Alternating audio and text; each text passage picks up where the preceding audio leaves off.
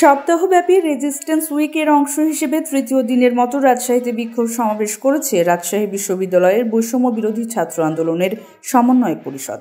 এতে রাজশাহী বিশ্ববিদ্যালয়ের শিক্ষক শিক্ষার্থী সহ অংশ নেয় নগরীর বিভিন্ন স্কুল কলেজের শিক্ষার্থী এবং নানা শ্রেণী পেশার মানুষ।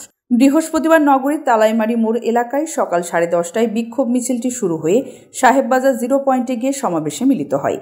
এ সময় টুঙ্গিপাড়ার গোলাপিয়া আর কতকাল জ্বালাবি, তোমার আমার জান নিতে খুনি এখন দিল্লিতে, বিচার বিচার বিচার চাই, খুনি হাসিনার বিচার চাই, ফাঁসি ফাঁসি ফাঁসি চাই, খুনি হাসিনার ফাঁসি চাই, লড়াই লড়াই লড়াই চাই, লড়াই করে বাঁচতে চাই, ভারতের দালালরা হুঁশিয়ার সাবধান, হই হই রই রই শেখ হাসিনা গেলি কই, জালো রে জালো আগুন জালো, হিন্দু মুসলিম ভাই ভাই খেলা খেলা হবে, রাজপথে খেলা হবে, এমন সব স্লোগান দিতে থাকেন আন্দোলনরত শিক্ষার্থীরা।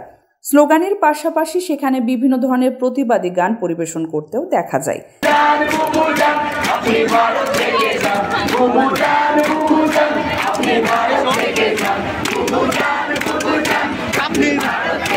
রাবির শিক্ষার্থী মোজাহিদ শুভর সঞ্চালনায় রাজশাহীর অন্যতম সমন্বয়ক মেহেদী সজীব বলেন, বৈষম্য বিরোধী ছাত্র আন্দোলনের ডাকে আওয়ামী ফ্যাসিস্ট সরকারকে আমরা ক্ষমতাচ্যুত করতে সক্ষম হয়েছি।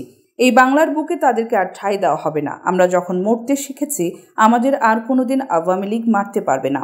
শেখ হাসিনা, তুমি দেখো আজ এখানে আস্তিক নেমেছে, নাস্তিক নেমেছে, হিন্দু নেমেছে, মুসলিম নেমেছে, খ্রিস্টান নেমেছে, বৌদ্ধ নেমেছে। এই বাংলার আনাচে কানাচে সবাই একতাবদ্ধ। এই বাংলাদেশে সাম্প্রদায়িক উস্কানি দেওয়া আর চলবে না। শেখ হাসিনা, তোমার বাবা ছিল 72 থেকে 75 পর্যন্ত স্বৈরাচার।